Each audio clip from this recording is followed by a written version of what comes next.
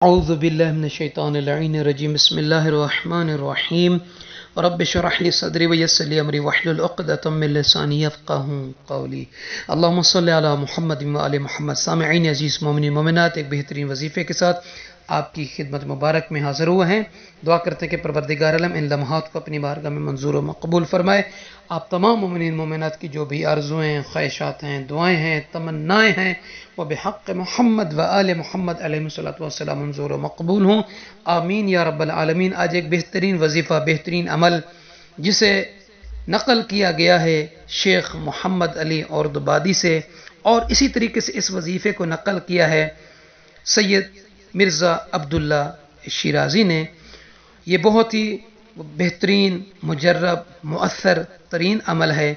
اگر کوئی شخص یفعل ذلك لیلۃ الاربعاء والخمیس والجمعہ یرزق فی اسبوعہ بقدر حاجتہ وفیہ فوائد اخر، اگر کوئی شخص اس وظیفے کو ان 3 راتوں میں شب بدھ، شب خمیس اور شب جمعہ انجام دیتا ہے تو وہ اسی ہفتے میں جتنی مقدار اس کو رزق کی ضرورت ہے، مال کی ضرورت ہے، وہ اسے ملے گی، اور اس کے اور بھی فوائد ہیں۔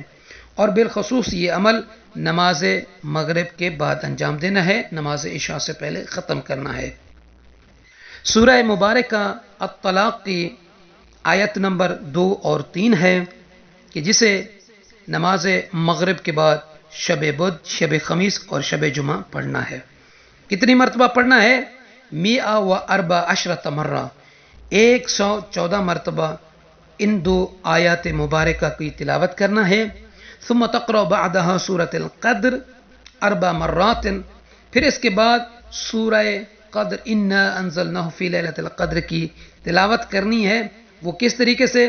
یعنی 1 مرتبہ سورہ قدر کی تلاوت کر کے آسمان کی طرف پھونک مارنا ہے، پھر 1 مرتبہ تلاوت کر کے زیر زمین کی طرف پھونکنا ہے، 1 مرتبہ تلاوت کر کے دائیں طرف پھونک مارنا ہے، پھر 4تھی مرتبہ تلاوت کر کے سورہ قدر کی بائیں طرف پھونک مارنی ہے۔ اور یہ طریقہ ہے اس عمل کا اور اس وظیفے کا۔